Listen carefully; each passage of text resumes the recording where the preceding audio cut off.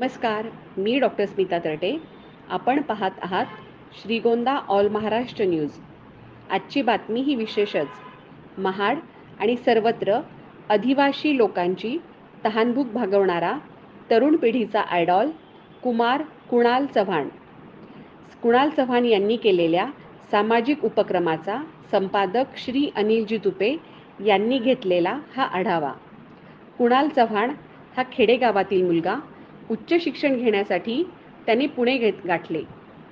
महाड ते पुणा येथे आल्यानंतर देखील आईवडिलांच्या संस्कारामुळे समाजासाठी काहीतरी करण्याची धडपड त्याला पुण्यात गेल्यावर देखील स्वस्थ बसू देत नव्हती. शिक्षणाबरोबरच शहरातील आभासी दुनियेत स्वतःला हरवून न घेता आईवडिलांची शिकवण, त्यांचे संस्कार हे त्याला काहीतरी वेगळं करण्यासाठी मनातून साथ घालत होती. कुणाल मित्रांसोबत जेव्हा फिरण्यासाठी बाहेर पडत असे तेव्हा साहजिकच सगळ्या मित्रांची नजर पुण्या येथील मोठमोठे बिल्डिंग्स, पंचतारांकित हॉटेल, आजूबाजूला असलेला लखलखाट हे पाहण्यात दंग असत. कुणाल मात्र त्याच परिसरातील फुटपाथवर असलेली गरीब मुलं, वृद्ध, अपंग यांच्याकडे बघण्यात व्यस्त असे. आधीच हळवा असलेला कुणाल या सर्वांचं निरीक्षण करत असताना मनातून खरंच गलबलून जायचा. आपण या लोकांसाठी आपल्या परीने थोडी का होईना मदत करायला पाहिजे असं नेहमी त्याला वाटायचं. पण स्वतः कमावत नसल्याने उत्पन्नाचे साधन नव्हते. आई बाबा दैनंदिन खर्चासाठी जे पैसे पाठवत होते त्यातील काही पैसे आपल्या गरजा पूर्ण करून आणि निराधार लोकांच्या अन्नासाठी खर्च करायचे त्यांनी ठरवले. पण हे काम एकट्याने होणार नाही याची कल्पना कुणालला होती. म्हणून त्याने ही संकल्पना आपल्या मित्रांना सांगितली. त्याच्या सहकारी मित्रांना देखील ही संकल्पना खूप आवडली. आपण ज्या समाजात राहतो त्या समाजाचे आपण काहीतरी देणे लागतो या सामाजिक बांधिलकीच्या नात्यातून त्यांनी युवा अस्मिता फाउंडेशन या संस्थेची स्थापना केली. या संस्थेमार्फत भुकेलेल्या जीवांसाठी एक दिवस रोटी डे हा उपक्रम करण्याचे ठरवले आणि मग त्यासाठी योग्य दिवस निवडायचे पण ठरले. कुणालच्या कल्पक बुद्धीने 14 फेब्रुवारी हा दिवस यासाठी योग्य असल्याचे मत त्यांनी आपल्या मित्रांसमोर मांडले.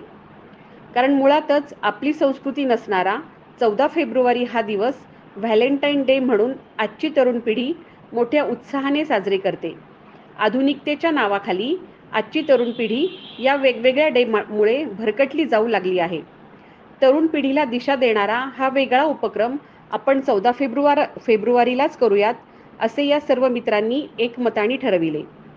आजच्या तरुण पिढीला अशा या वेगवेगळ्या डेपेक्षा आपण सर्वांनी एकत्र येऊन रोटी डे साजरा करण्यासाठी प्रोत्साहित करावे म्हणून याच दिवशी त्यांनी रोटी डे सुरू करायचा ठरवला. सुरुवातीच्या काळात 10 ते 15 तरुणांना घेऊन सुरू केलेल्या या संस्थेचे जाळे आज संपूर्ण महाराष्ट्र आणि महाराष्ट्राबाहेर देखील विणले गेले आहे. यावर्षी कुणाल चव्हाण आणि त्यांच्या मित्रांनी महाराष्ट्रातील 15 ते 16 जिल्ह्यांमध्ये हा रोटी डे साजरा करून हजारो अनाथांचा एक दिवसाची का होईना अन्नाची सोय केली आहे. अन्नदान हे सर्वश्रेष्ठ दान आहे ह्या समजातून त्यांनी हे केलेले कार्य खरंच कौतुकास पात्र आहे. असे संस्काराचे धडे कुठल्याही पुस्तकात मिळत नाहीत. ते मिळतात ते आईच्या उदरातून, आईने दिलेल्या संस्कारातून. आज मी अभिनंदनासाठी कुमुदिनी ताईंना फोन केला होता तेव्हा त्या आपल्या या लेकाचं कौतुक अगदी भरभरून करत होत्या. आपल्या पोटी असा अनमोल हिरा जन्माला आल्याने त्या खऱ्या अर्थाने भरून पावल्या होत्या. कुमुदिनी ताई देखील एक अष्टपैलू नेतृत्व आहे. आपल्या कार्यकर्तृत्वाने त्यांनी देखील शिक्षण क्षेत्रात अल्पावधीतच मोठं नाव केलं आहे. आई आणि वडिलांचा आदर्श डोळ्यासमोर ठेवून कुणाल देखील सामाजिक कार्यात आपली स्वतःची एक वेगळी ओळख निर्माण करत आहे. अशा या कर्तृत्ववान तरुणाला मानाचा सलाम. भविष्यात कुणाल